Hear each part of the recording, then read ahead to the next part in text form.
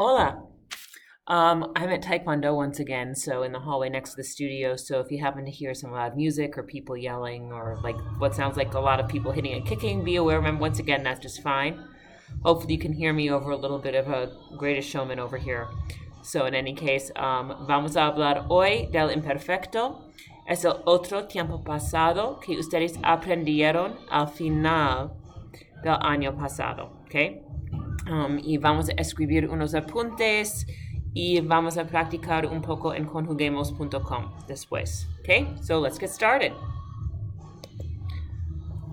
¿Para qué usamos el imperfecto? The most basic rule you need to be aware of in terms of when we use the imperfect is that we use it to talk about what we used to do. Now, guess what? In just a couple of days, you're going to take additional notes that are going to make this more complex, but you'll have a chance to practice and really get things down before you have to do a ton more with it. So don't worry, you'll be in great shape, okay? Para conjugar los verbos AR, vas a quitar la AR, so drop the AR like usual, y añade estas terminaciones. Aba, abas, aba, abamos, abais, and aban.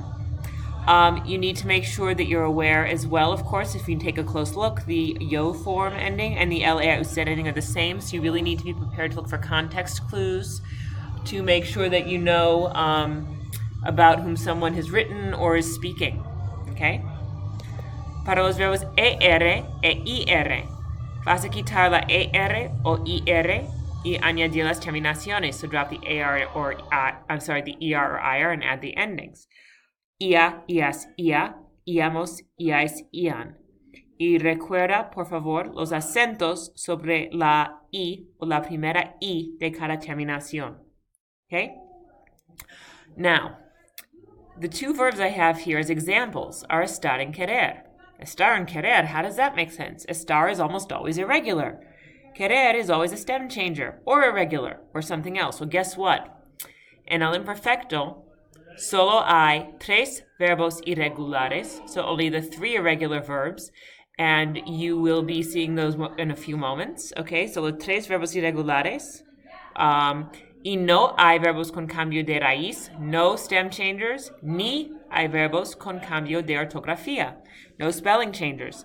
So I would write that down in your notes somewhere where it's going to be easy for you to see and easy for you to look to say, hey, no stem changers, no spelling changers. And there is, of course, something there for only the three irregulars, okay?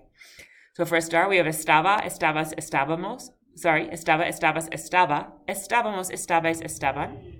En querer, quería, querías, quería. Queríamos, queríais, querían. Ahora, pausa el video y conjuga los otros dos verbos que están en los apuntes. Y después de terminar, levanta la mano para que la señora pueda chequear su trabajo.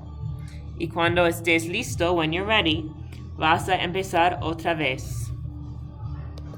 Guess what? These are the shortest notes ever. We're almost at the end. Yay! So you're going to see here que solo hay tres verbos irregulares, only three irregulars. We have ser, which is era, eras, era. Éramos, erais, eran. Ser, once again, to be permanent. Usually, things are usually permanent. Ir, to go. Iba, ibas, iba. Ibamos, ibais, iban. And ver, to see. Veía, veías, veía.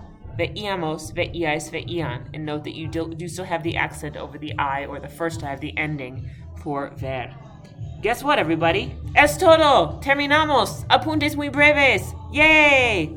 Once you're all set, go on to conjuguemos.com to practice. Ciao!